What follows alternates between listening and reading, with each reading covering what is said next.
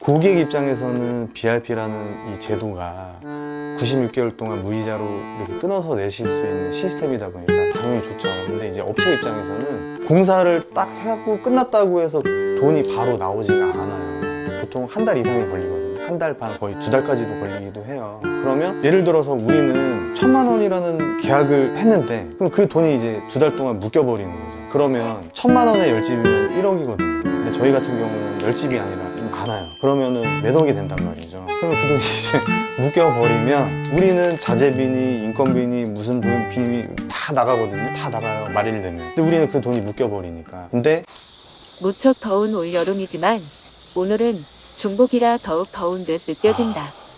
현장 오늘 좀 확인차 시원하네. 시공 현장에 방문한 엉클창이다. 아니야. 이거는 저기 아파트에서 한 것 같아요. 보통 이제 전체 인테리어가 아닌 이상은 이렇게 이제 샤시만 할 때는 이렇게 현관까지 이렇게 보양을 하진 않거든요. 이건 아파트에서 이렇게 깔아 놓으신 것 같아요. 그나저나 오늘 날씨가 너무 덥네. 진짜 너무 더워요. 괜찮으세요? 더운 날 공사하시는 분들 정말 힘드실 것 같아요. 그래도 비 오는 날보다 차라리 더운 게 더 나아요. 더운 게. 그런가요? 네. 더운 게. 오늘은 거주 중 현장이에요? 네, 맞아요. 오늘 사실 원래 아침 좀 일찍 와가지고 이제 시공 뭐 인상하는 것부터 해가지고 좀 보여드리려고 했는데 갑자기 그 어제 상담한 고객이 계약을 좀 하고 싶다고 급하게 연락이 오셔가지고 거기 이제 그 실측도 하고 작성도 하고 이러는 바람에 좀 늦어졌어요. 네. 그래도 오늘 뭐 그래도 올라가시면 뭐 좀 궁금해 하시거나 이런 게 또 있으실 것 같아요. 그럼 올라가서 한번 보시죠.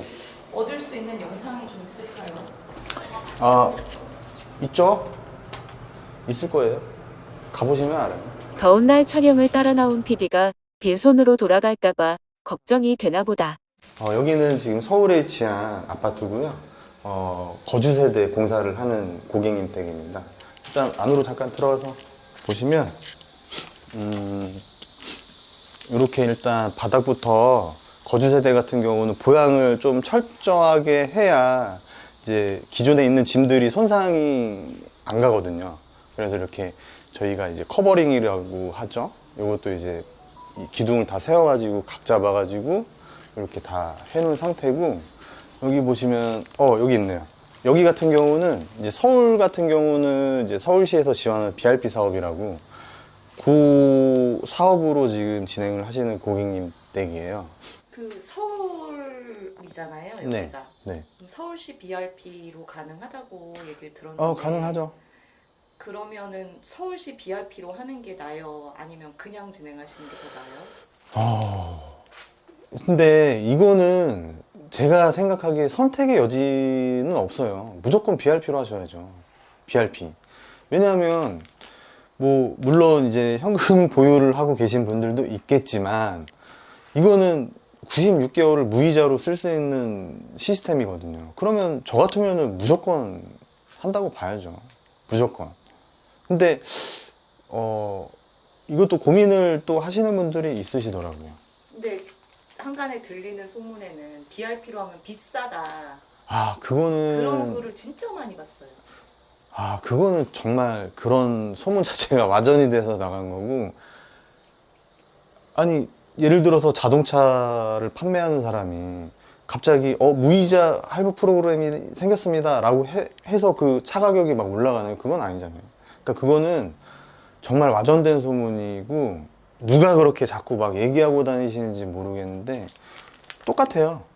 BRP로 하시나 그냥 일반적으로 내 돈 주고 그냥 결제를 하시나 금액은 동일합니다. 동일해요. 또 소비자분들이 그런 얘기 많이 하시잖아요. 그럼 BRP로 안 하면 좀 할인해 줄 수 있어요? 이런 얘기 하시는데.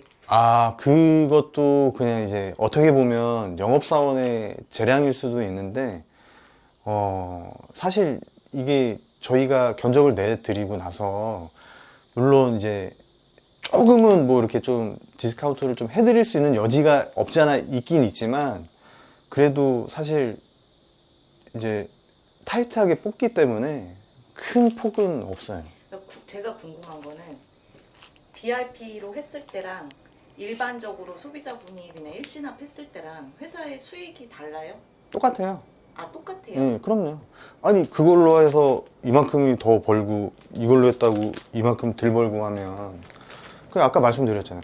BRP로 견적을 내드리는 일반적으로 결제를 하실 때 견적을 내드리는 게 똑같다니까요. 틀릴 수가 없어요. 단 틀린 게 한 가지가 있어요. 뭐냐면 서울시에서 지원해주는 BRP 사업으로 진행을 하시면 서울시에서 정해놓은 스펙이 있어요. 그 스펙대로 무조건 들어가야 돼요. 단열이 목적이기 때문에. 근데 일반으로 하신다. 나는 그냥 서울시 안 하고 일반적으로 내가 그냥 돈 내고 결제할게요 라고 하면 스펙 사양을 조정하실 수는 있어요. 나는 뭐 예를 들어서 로이율이 안 넣어도 될 것 같아. 그러면 금액이 조금씩 빠지는 거죠. 조정가 차이가 커요? 뭐 사람마다 이제 느끼는 거에 따라서 틀리겠지만 뭐 그래도 어느 정도 일정 부분은 좀 차이가 있겠죠. 로이가 빠지고 그거는 이제 여기서 말씀을 못 드려요. 왜냐하면 집마다 이제 평수가 다 틀리기 때문에 그건 이제 뽑아봐야 아는 거지. 여기서 얼마 빠집니다 이렇게 딱 단정 지어서 말씀을 드리기는 어려워요. 그리고 또 다른 차이가 있어요. 제가 예전에 들었는데 대표님은 BRP를 별로 안 좋아하신대요. 맞아요. 그 회사 오너 입장에서는 그거를 좀 싫어할 수가 있어요. 왜냐하면 고객 입장에서는 BRP라는 이 제도가 96개월 동안 무이자로 이렇게 끊어서 내실 수 있는 시스템이다 보니까 당연히 좋죠. 근데 이제 업체 입장에서는 그 공사를 딱 해갖고 끝났다고 해서 돈이 바로 나오지가 않아요. 그러니까 심사라는 과정도 있고 여러 가지 과정들이 있다 보니 그 과정들이 다 끝나는 시점이 보통 한 달 이상이 걸리거든요. 한 달 반, 거의 2달까지도 걸리기도 해요. 그러면 예를 들어서 우리는 1,000만 원이라는 계약을 이제 했는데 그럼 그 돈이 이제 2달 동안 묶여버리는 거잖아요. 그러면 1,000만 원에 10집이면 1억이거든요. 근데 저희 같은 경우는 10집이 아니라 많아요. 그러면은 몇 억이 된단 말이죠. 그러면 그 돈이 이제 묶여버리면 우리는 자재비니 인건비니 무슨 비니 다 나가거든요. 다 나가요. 말일 되면. 근데 우리는 그 돈이 묶여버리니까 오너 입장에서는 당연히 이제 힘들어질 수도 있다. 근데 다행인 거는 저희 회사 플랫폼 ENS라는 저희 회사 같은 경우에는 정말 유보금이라는 돈도 이제 충당을 해놓고 운영을 하고 있고 10집이든 100집이든 그거를 어떻게든 저희가 감당할 수 있는 부분이 있기 때문에 저희는 적극적으로 BRP를 권해드립니다. 근데 좀 그 뭐라고 해야 되죠? 회사의 자금 사정이 그렇게 녹록치 못한 회사들 같은 경우는 사실 힘들죠. 그게 그렇게 보시면 될 것 같아요. 예산은 얼마나 남았어요? 예산은 제가 저번 주까지 확인하기로는, 그러니까 예산을 저희가 서울시에다가 이렇게 여쭤보면 정확한 예산이 얼마 남았다라고 이렇게 말씀을 안 해주시더라고요. 그래서 그냥 가늠하기로는 얼마 반 이상은 훨씬 넘게 지금 지출이 된 것 같아요. 그래서 작년 같은 경우도 11월까지 하긴 했지만 원래 11월 전에 이 BRP 사업이 종료가 됐었거든요. 근데 하도 좀 더 해달라 해가지고 제가 알기로는 예산을 추가 투입해가지고 11월까지 간 걸로 알고 있어요. 근데 올해 같은 경우도 제가 느끼기에는 이게 조기 종료될 수도 있다라는 생각이 들어요. 신청자가 워낙 많아요. 워낙. 그러면 빨리 서둘러야겠네요. 그렇죠. 서두르시는 게 좋죠. 그러니까 혜택을 보고 싶다라고 생각이 드시면 서두르시는 게 좋죠. 그러면은 그 BRP가 예를 들어 11월에 마감이 되면 내년 사업이 시작되는 거는 또 뭐 2, 3월일 거 아니에요? 아마 그 정도 되겠죠. 그러면 한 분기는 BRP로 아예 진행을 못하게 된다라고 볼 수 있겠네요. 그렇죠. 한 분기. 그래서 이제 대체로 저희가 올해부터 뉴그린 리모델링이라는 이제 그 정책을 폈어요. 저희 회사 자체적으로.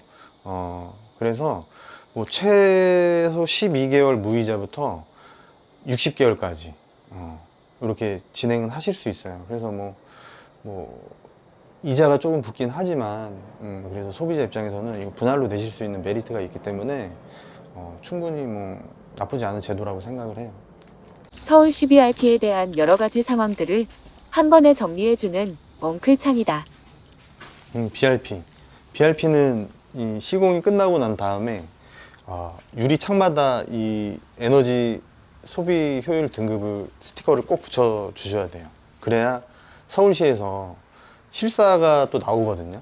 그래서 실사가 나와서 본인들이 이제 그 정해놓은 스펙과 우리가 시공해 놓은 스펙이 사양에 맞는지 또 대조를 할 수 있는 부분이다 보니까 이거 꼭 스티커가 안 붙어 있으면 실사가 나와서 통과가 안 돼요. 무조건 이거 다시 꼭 붙여야 돼요. 서울시 BRP로 진행하는 경우 에너지 소비 효율 등급 스티커를 붙이지 않거나 등급이 다르면 지원이 불가능하다고 하니 꼭 알아둬야 할 것 같다. 뭐 사이즈는 잘 나온 것 같아요. 크게 문제 있어 보이지는 않는 것 같습니다. 저희가 타일 작업을 들어가진 않았거든요. 근데 이제 연락이 오셨더라고요. 이 미장은 안 하고 그냥 타일을 벽에다가 그냥 붙여놓은 거예요. 이 타일을 이 프레임과 맞춰가지고 1대1로 떨어뜨리는 이유가 있거든요. 근데 그 집 가서 보니까 그냥 타일만 그냥 이 벽에다 그냥 붙여놓은 거예요. 그러니까 그 고객님도 이거는 아닌 것 같은데 라고 생각을 하시고 저한테 이제 문의를 하신 거죠. 그리고 또 하나만, 이게 보시면 방충망이 저희가 해보니까 가성비가 정말 좋더라고요. 공장은 따로 있고 시공자들도 따로 있는데 영업만 하시는 분들이 직접 시공은 아니죠. 체인점 같은 거. 약간 프랜차이즈 식인 거죠. 제 생각에는 좀 그거에 따른 좀 위험 부담도 있지 않겠냐. 지금은 이제 표면적으로 좀 드러나진 않지만 그런 부분들이 수면 위로 올라오면 결국은 피해를 보는 거는 소비자들이 피해를 보는 거거든요.